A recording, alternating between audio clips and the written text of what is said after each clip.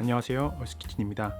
오늘은 마켓컬리 제품 중 제가 실제로 자주 구매하는 아이템 6가지를 소개해 드리겠습니다.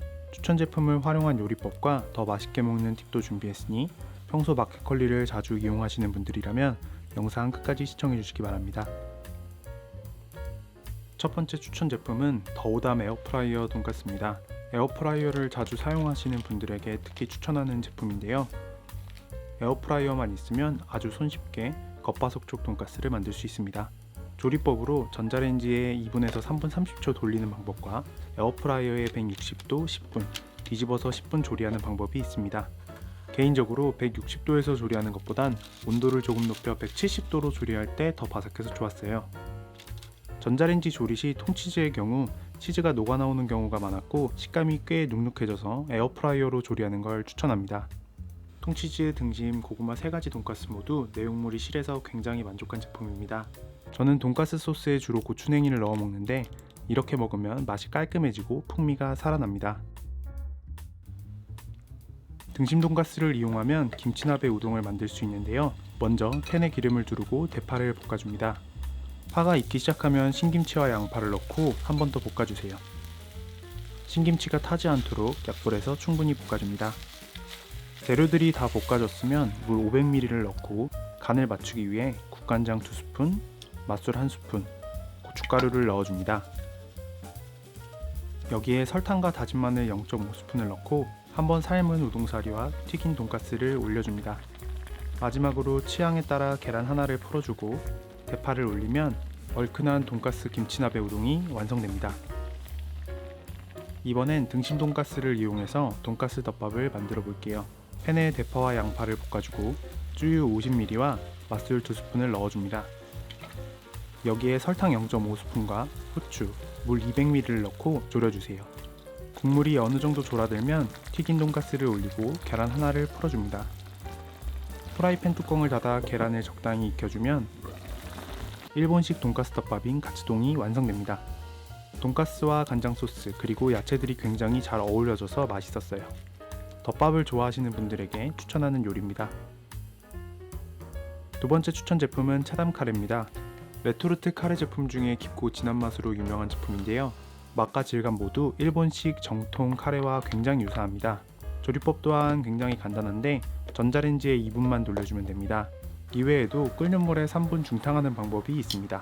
두 가지 조리법 모두 간단해서 혼자 사는 분들에게 더욱 추천하는 제품입니다. 차담 카레는 다른 레토르트 카레들과 달리 토핑이 없어서 조금 아쉽게 느껴질 수 있는데요. 이럴 땐 에어프라이어를 이용하면 아주 간단하게 야채 토핑을 만들 수 있습니다.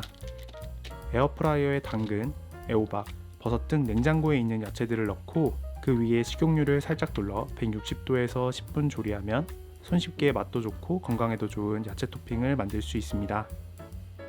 또한 마켓컬리에서 판매하는 통통살 가라아게를 토핑으로 곁들이면 담백한 닭고기의 맛이 곁들여져서 풍미 있는 카레를 드실 수 있습니다. 차담 카레 구매 시 가라아게를 장바구니에 같이 담아보는 것도 나쁘지 않겠죠? 마지막으로 한번 삶은 우동면과 앞서 소개해드린 돈가스를 접시에 담아내고 차담 카레와 얇게 썬 대파를 올려주면 쫄깃한 식감의 카레 우동이 완성됩니다. 쫄깃한 우동 면발과 카레의 깊은 맛이 굉장히 잘 어울렸어요. 세 번째 추천 제품은 미미네 떡볶이입니다. 구성품으로는 2에서 3인분의 밀떡과 어묵, 그리고 소스가 들어있습니다. 달달한 국물 떡볶이를 좋아하시는 분들에게 특히 추천하는 제품인데요. 생각보다 더 넓은 냄비에 밀떡과 양념소스, 물 450ml를 넣어주고 떡이 떠오를 때까지 강불로 끓여줍니다. 떡이 떠오르기 시작하면 불을 중불로 낮추고 어묵을 넣어주세요. 떡과 어묵이 부풀어 오르면 대파를 넣고 2에서 3분 더 끓여줍니다. 미미네 떡볶이는 양이 많은 편이라 2명에서 3명이 먹기에는 굉장히 가성비 좋지만 따로 1인분씩 소분되어 있지 않아 혼자 사는 분들에겐 양이 조금 많게 느껴질 수 있습니다. 미미네 떡볶이에 튀김을 곁들이면 맛있게 드실 수 있는데요. 특히 오징어 튀김과 새우 튀김을 추천합니다. 떡을 어느 정도 드셨다면 남은 국물에 라면 사리를 넣어보세요. 달콤한 국물이 배인 매콤달콤 라볶이가 완성됩니다. 마지막으로 후라이팬에 남은 떡볶이 국물과 밥 한 공기를 넣고 김가루와 참기름을 듬뿍 뿌려서 한 번 더 볶아주면 고깃집 볶음밥 부럽지 않은 매콤달콤 떡볶이 볶음밥이 완성됩니다. 역시 마지막엔 볶음밥으로 마무리해야겠죠? 네 번째 추천 제품은 고래사 어묵입니다. 고래사 어묵은 부산 3대 어묵으로 유명한 제품인데요. 어묵의 식감이 핫바같이 매우 쫀득한 특징이 있습니다. 고래사 어묵은 종류가 굉장히 다양한데 저는 어묵탕용으로 구매했습니다. 먼저 전골 냄비에 어묵을 차례대로 담고 느타리버섯, 청양고추 등 냉장고에 있는 야채들과 멸치 육수를 넣고 끓여줍니다. 간을 맞추기 위해 국간장 2스푼과 맛술 2스푼, 후추를 넣어주세요. 마지막으로 어묵탕의 핵심인 쑥갓을 한 줌 넣어주면 깊은 국물과 쫀득한 어묵이 인상적인 어묵탕이 완성됩니다. 다음은 남녀노소 좋아하는 어묵볶음을 만들어 볼게요. 프라이팬에 식용유를 두르고 대파, 양파, 청양고추를 넣어 볶아줍니다. 야채들이 어느 정도 익으면 고래사 어묵을 넣고 진간장 2스푼, 다진 마늘, 설탕 0.5스푼을 넣어 간을 맞춰주세요. 추가로 굴소스 0.5스푼과 고춧가루, 올리고당 1스푼을 넣고 볶아줍니다. 마지막으로 참기름과 참깨를 넣어주면 밥도둑 어묵볶음이 완성됩니다. 다섯 번째 추천 제품은 맥된장입니다. 이 제품은 시중에서 판매되는 다른 된장들과 달리 집된장을 먹는 듯한 깊은 맛이 인상적인 제품입니다. 맥된장만 있다면 손쉽게 어머니의 손맛이 느껴지는 된장국을 만들 수 있는데요. 물 500ml에 된장 1스푼을 잘 풀어주고 길게 썬 양파와 애호박을 넣어 끓여줍니다. 후추와 고춧가루를 넣어 향을 더하고 국물이 끓기 시작하면 청양고추와 시금치를 넣어주세요. 국물이 완전히 끓어오를 때까지 한 번 더 끓여내면 구수한 된장의 맛이 인상적인 시금치 된장국이 완성됩니다. 이번엔 맥된장을 이용해서 두부 강된장을 만들어 보겠습니다. 들기름이나 참기름에 양파를 먼저 볶아주고 양파가 투명해지면 잘게 썬 애호박과 대파를 넣고 한 번 더 볶아줍니다. 재료들이 익기 시작하면 다진 마늘 0.5스푼과 두부 반물을 넣어 볶아주고 마지막으로 맥된장 1스푼과 고추장 0.5스푼을 넣어줍니다.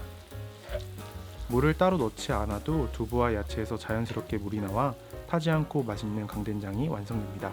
두부 강된장을 밥에 올려서 상추쌈으로 만들어 먹으면 밥도둑이 따로 없겠죠? 마지막 추천 제품은 차돌 듬뿍 묵은지 볶음밥입니다. 이 볶음밥은 사실 차돌박이보단 묵은지에 초점이 맞춰진 제품인데요. 볶음밥에서 느껴지는 묵은지 특유의 새콤한 맛과 향이 아주 매력적입니다. 타 브랜드 볶음밥과 달리 전자레인지에 조리해도 맛있어서 굉장히 놀란 품인데요. 양은 1인분 정도고 랩을 씌우고 전자레인지에 4분 조리하면 볶음밥이 완성됩니다. 전자레인지 외에도 팬에 기름을 두르지 않고 3에서 4분 조리하면 볶음밥을 만들 수 있습니다. 볶음밥을 조리할 때 느껴지는 묵은지의 향이 굉장히 좋았어요. 전체적으로 간이 센 편이라 흰밥을 조금 넣어도 괜찮을 것 같습니다. 가격이 타 브랜드 제품에 비해 조금 비싼 편이지만 비싼 만큼 조리법에 관계없이 균일한 맛을 보여줬습니다.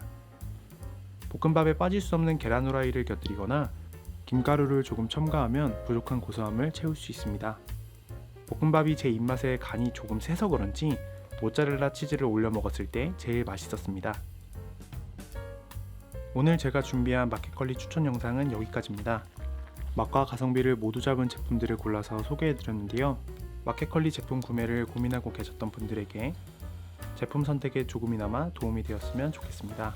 그럼 저는 다음에 더 재밌고 유익한 영상으로 찾아뵙겠습니다.